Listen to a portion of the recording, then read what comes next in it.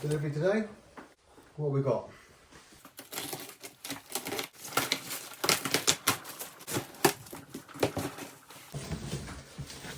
A bit of a Russian doll.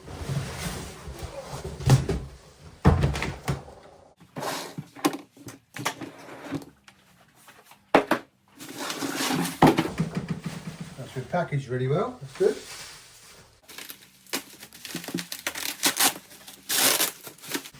Oh. We've got a 15 by 14 Artstar 2 in piano black, and it looks fantastic.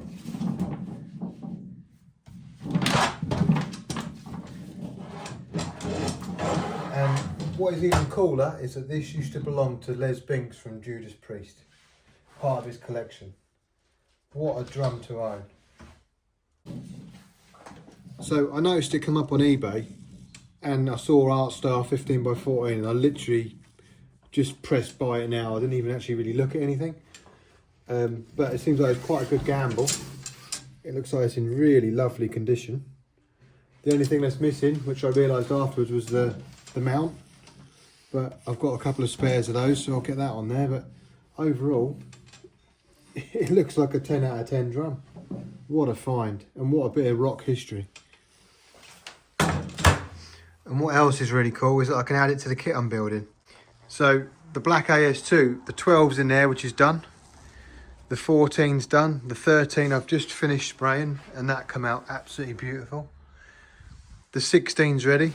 The 22 needs working on, and this one. They probably both need respraying because there's a lot of marks in this. I think with the kick drums, I'm probably going to remove the tom mounts as well, fill them and make them virgin shells.